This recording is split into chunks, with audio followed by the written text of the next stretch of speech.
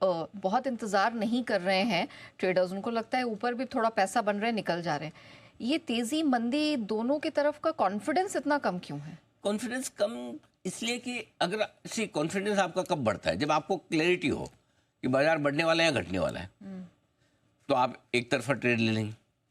चलो अगर range bound market है और आपको ये कॉन्फिडेंस हो कि रेंज बाउंड ही रहेगा, तो भी आप ले लेंगे।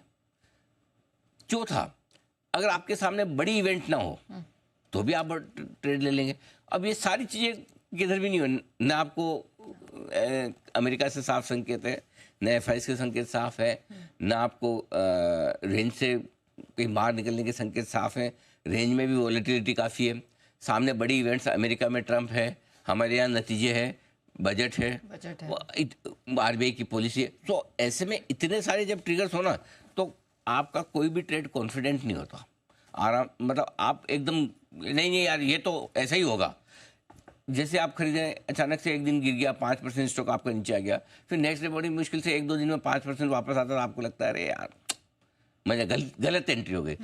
आपका ट्रेड सही होते हुए भी एंट्री गलत हो जाती है। सो मेरा ये मानना है कि 2-3 चीज़ें हैं। अमेरिका में संकेत साफ थी, ट्रंप की कुर्सी पर बैठने का लोग इंतजार कर रहे हैं, एफआई न खड़ा बड़ा बेच रहे हैं न बड़ा खरीद रहे हैं, हमारे बाजार रेंज में ही फंसे हुए हैं।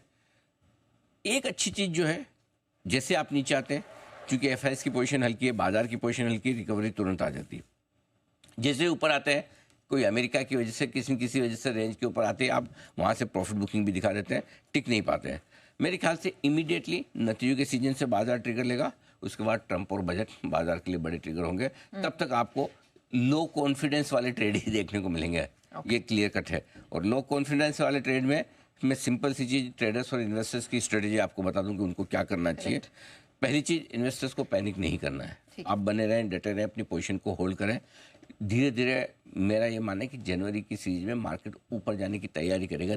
बस ये कि रुला कर, थका कर, पका कर धीरे धीरे जाएगा, आपका कॉन्फिडेंस टेस्ट करेगा। ठीक है, पैनिक में कोई अच्छा शेयर मिले जो आपको पसंद है, जिसका अपडेट आ गया हो, जिसका रिजल्ट अच्छा आने का आपको उम्मीद हो, वहाँ खरीदारी कर सकते हैं। ट्रेडर्स के लिए इतना उतार चढ़ाव झेलना मुश्किल काम है, आसान है नहीं। जितने आप हल्के रहेंगे उतना बेहतर है। पोजीशन इंट्राडे भी हल्के रखें, ओवरनाइट भी हल्की रखें, और अगर ट्रेड कर रही हैं तो जिस तरह के उतार चढ़ाव दिन के दौरान होता है, भाई साहब स्टॉप लॉस पहले डाल देना पहले से। बाद ये कुछ लोग होते हैं ना, हाँ जब आएगा ना मेरे लेवल के, मुझे तो 23,600 का स्टॉप लॉस रखना ना, आएगा 23,625 के आसपास तब डाल दूंगा।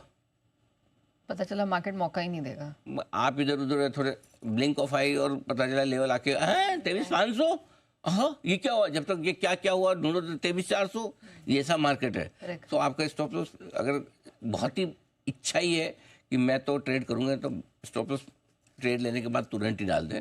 भगवान न करे हिट हो, लेकिन हिट हो जाए तो कम से कम आप बड़े नुकसान से बच पाए, ये बहुत जरूरी है। चलिए, आने वाले कुछ दिन तो सतर्क रहना, लेकिन सर आज की स्ट्रैटेजी बता दीजिए। देखिए, गैप से नीचे खुलने पर करनी है खरीदारी। मैं तो सोचा था आप 70-80 पॉइंट सुबह बोल रही थी 7 बजे, कहाँ गया वो 70-80 पॉइंट? वो तो फिर आ गया, रिकवर हो गया, कहाँ गए साले। मैं तो बहुत मन खुश हो रहा था, मैंने कहा अच्छा 75 पॉइंट, वेरी गुड। 75 पॉइंट्स नीचे था ओपनिंग में 7 बजे के आसपास, अब देखिए 15 पॉइंट रह गए। मैंने तो ये माना जितना ज़्यादा गैप से खुले उतना ज़्यादा और उतना जल्दी हम खरीदेंगे।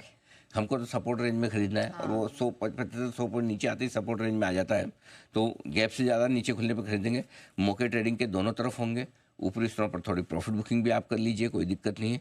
अगर आप दोनों तरफ ट्रेड करना नहीं जानते, जो बहुत लोग नहीं जानते, ठीक भी है, कोई ज़रूरी नहीं, सबका आमतौर पर लोगों का तेज़ी की तरफ ज़्यादा होता है। और अगर आपको खरीदारी का मूड ज़्यादा है और तेज़ी ज़्यादा करना चाहते हैं तो बाय ऑन डिप्स करिए, कोई दिक्कत नहीं, सपोर्ट लेवल पे खरीदते रहिए। निफ्टी 23,825 और बैंक निफ्टी 50,750 के ऊपर निकलकर बंद होता है आज, तो खतरे से बाहर निकलने के संकेत देगा, मतलब फिर नीचे की रिस्क थोड़ी कम हो जाती है। मिड कैप स्मॉल कैप शेयरों में अब भी खरीदारी के मौके हमें पसंद है, और अगर नीचे की तरफ 23,500 और 49,750 के नीचे बैंक निफ्टी बंद होता है तो फिर थोड़ा सा कमजोरी बढ़ने का संकेत होगा। तो क्लोजिंग बेसिस पे ये लेवल्स हैं जिस पर आपको करना है फोकस। चलिए, तो निफ्टी और बैंक निफ्टी के 2 महत्वपूर्ण लेवल्स हैं जिन पर आज हम खास नजर रखने वाले हैं। लेकिन सर क्यूज